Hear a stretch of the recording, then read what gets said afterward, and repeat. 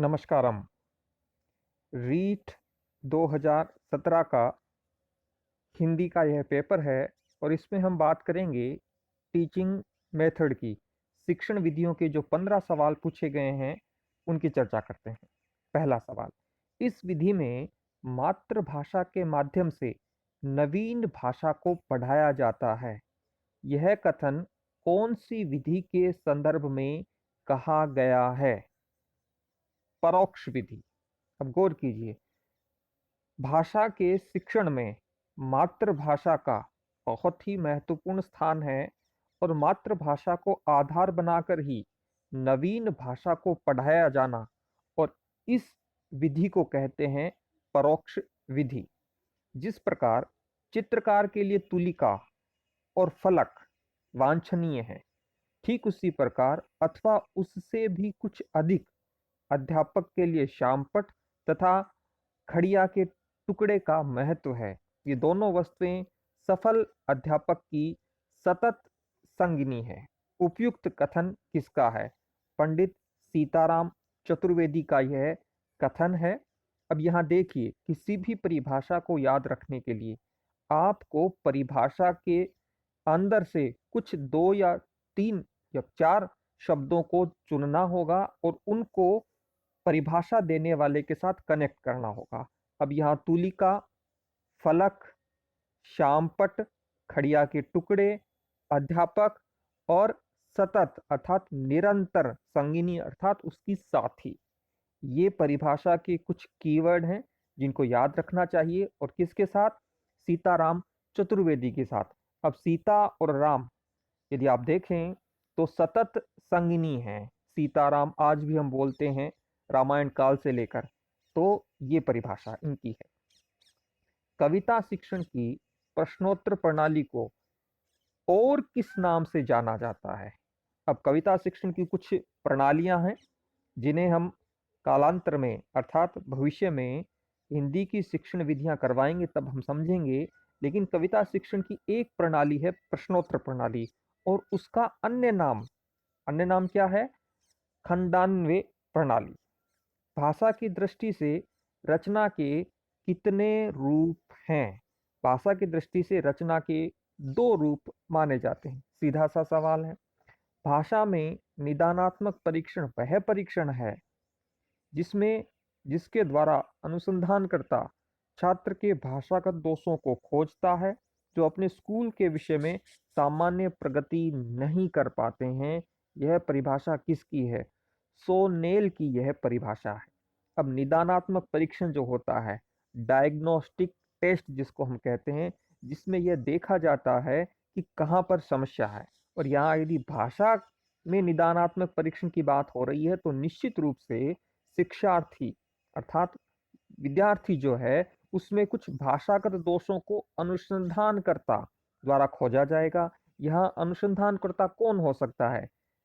निदानात्मक परीक्षण जो होता है, यदि भाषा के संदर्भ में करें तो वह विद्यालय में शिक्षक हो सकता है प्रमुख रूप से, और अन्य भी विद्यालय की कोई स्टाफ का व्यक्ति हो सकता है, प्राचार्य हो सकता है, लेकिन प्रमुख रूप से यह कार्य शिक्षक के द्वारा किया जाता है।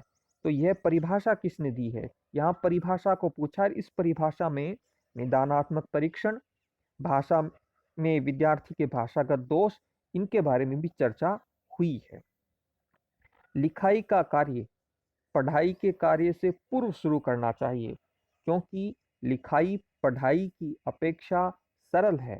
लेखन शिक्षण के संदर्भ में यह मत व्यक्त किया श्रीमती मोंटेसरी ने। अब इस पूरी परिभाषा की जो सार की बात है वह यह है कि पढ़ने से पहले लिखना विद्यार्थी को सिखाया जाना चाहिए। किसी वस्तु के छोटे नमूनों को कहते हैं प्रतिमूर्ति अर्थात मॉडल। आपको कक्षा में बालक को मान लीजिए कि ग्लोब को समझाना है, तो आप ग्लोब का छोटा प्रतिरूप उसका मॉडल टेबल पर रखते हैं और उसे समझाते हैं कि ये देखिए इस प्रकार से 7 महाद्वीप हैं, महासागर हैं। तो इसे कहते हैं प्रतिरूप, मॉडल। निम्नलिखित में से उपन्यास शिक्षण का उद्देश्य नहीं है।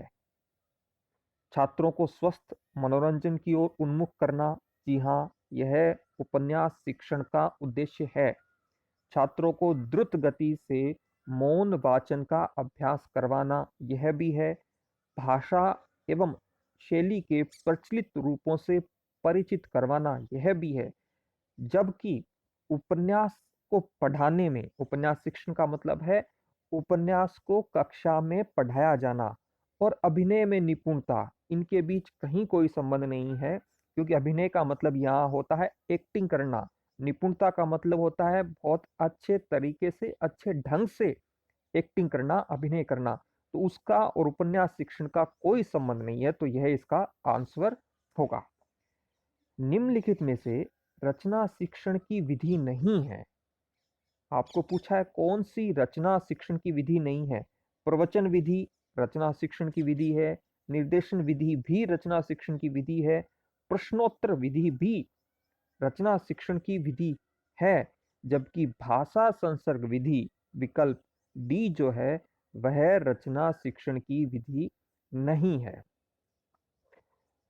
किस शिक्षा शास्त्री के अनुसार एक स्कूल एक बाग है, अध्यापक एक माली और बच्चे पौधे के समान, ये कहा था फ्रोबेल ने। फ्रोबेल का बहुत प्रसिद्ध कथन है ये। स्कूल बाग, अध्यापक माली और बच्चे पौधे, फ्रोबेल का कथन है। लिखित सामग्री को मन ही मन बिना आवाज किए चुपचाप पढ़ना कहलाता है। यह कहलाता है मौन वाचन। वाचन के कुछ प्रकार हैं, जिनमें से 4 प्रकार आपको दिए गए हैं। सस्वर वाचन, इसमें क्या होता है, स्वर के साथ अर्थात ध्वनि के साथ वाचन किया जाता है। अनुकरण वाचन, इसमें यह होता है अध्यापक एक मानक या उदाहरण देता है। मानक का मतलब होता है स्टैंडर्ड। अध्यापक किसी पाठ का, वो पाठ गद्य का हो सकता है, पद्य का हो सकता है, उसको बोलता है और उसके पीछे उसका अनुसरण करते हुए, उसकी नकल करते हुए बाकी विद्यार्थी वाचन करते हैं, उसे कहते हैं अनुकरण वाचन। समवेत वाचन का मतलब होता है कक्षा के सभी विद्यार्थी एक साथ बोलते हैं, किसी पाठ का वाचन करते हैं। जबकि मौन वाचन में क्या होता है, मौन, मौन का मतलब बिना आवाज किए मन ही मन में चुपचाप लिखित सामग्री का वाचन होता है। पठन शिक्षण की दृष्टि से गद्य पाठों के प्रकार हैं। गद्य पाठों के 2 प्रकार हैं। कविता शिक्षण की किस प्रणाली के अंतर्गत कविता को समझने के लिए वैसी ही या उसकी विरोधी दूसरी कविता को प्रस्तुत करके उसका तुलनात्मक अध्ययन करवाया जाता है। बहुत ही महत्वपूर्ण सवाल है। यहाँ बात चल रही है कविता शिक्षण की, कविता को समझाने की। और तुलनात्मक प्रणाली, कविता शिक्षण में तुलनात्मक प्रणाली उसको कहते हैं जब आप किसी एक कविता को पढ़ा रहे हैं। जैसे कि मान लीजिए कन्हैयालाल सेठिया की धरती धोरारी को पढ़ा रहे हैं, तो ठीक वैसे ही मातृभूमि को समर्पित यदि किसी दूसरी कविता का आप उदाहरण देते हैं या उसके ठीक विरोधी कविता का उदाहरण देकर आप उस कविता को समझाते हैं, तो उसे कहते हैं तुलनात्मक प्रणाली। खेल विधि को प्रचलित करने का श्रेय है, बहुत ही महत्वपूर्ण सवाल। हेनरी कोल्डवेल कुक को खेल विधि प्रचलित करने का श्रेय माना जाता है। व्याकरण शिक्षण की किस प्रणाली को विकृत रूप में सुग्गा प्रणाली भी कहते हैं। इसका मतलब है व्याकरण शिक्षण की यह प्रणाली है, विकृत रूप में सुग्गा प्रणाली कहते हैं, और यह है पाठ्य पुस्तक प्रणाली। आपको वीडियो कैसा लगा? मैं एसपी शौरान आपका वीडियो को अंत तक देखने के लिए आभार व्यक्त करता हूँ। धन्यवाद।